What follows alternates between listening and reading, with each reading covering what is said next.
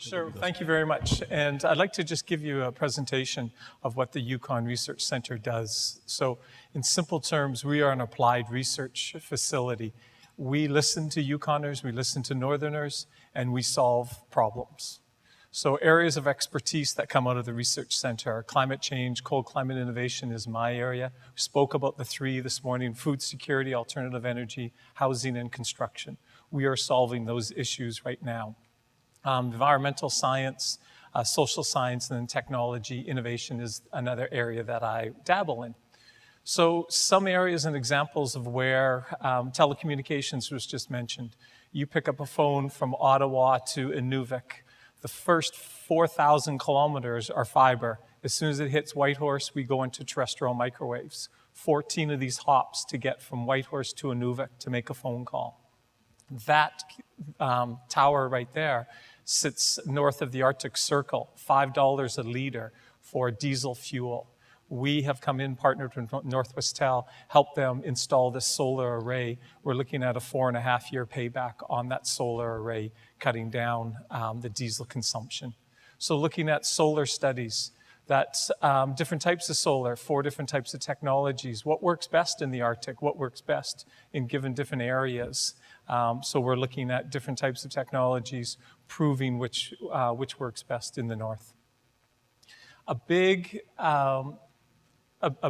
concern over diesel usage in the north, $200 million of diesel is purchased and brought into the Yukon alone.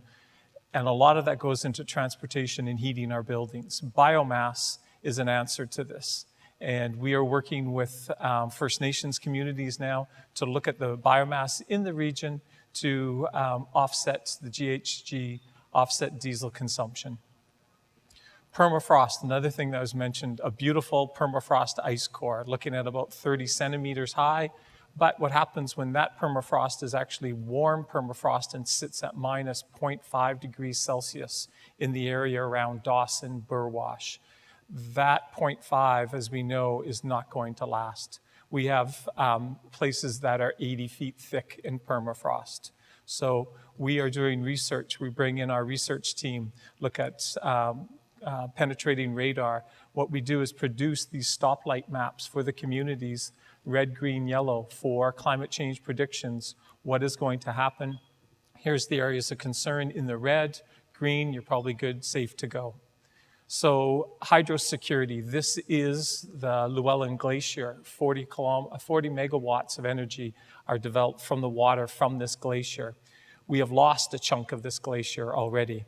Where my job comes in is that little yellow box of developing the technology, ice penetrating radar, to measure the thickness of that glacier, determine how we can do and look at hydro security, build those maps, and help plan for hydro in the future. The last is wind, Kluane Lake, listening to the elders, listening to the traditional knowledge. Where is the best and the most likely place for wind?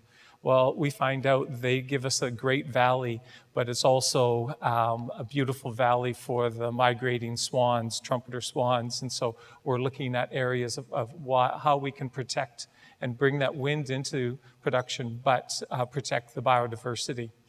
Also, at the same time, we find out there's permafrost through this, so finding out the local areas of bedrock that we can put these towers for security.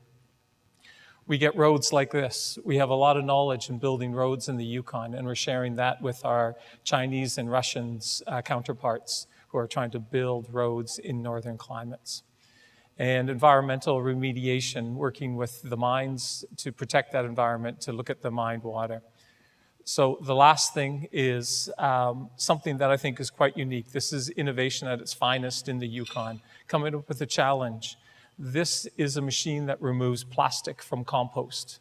This machine removes 99.9% of plastic from compost. Every landfill in the Arctic, maybe in the world, should have one of these machines so that we can separate that 30% of the landfill that could be reused and go into our food security. Well, you have to remove the plastic. This machine does. So the Yukon Research Center, we solve northern issues. We involve multiple levels of partners, students at all levels, from high school through to postdocs. and what we're very proud of in the North, by the North, and for the North. So thank you, Masei Cho. Hopefully it was 5 minutes, Chris. Thank you, Stephen.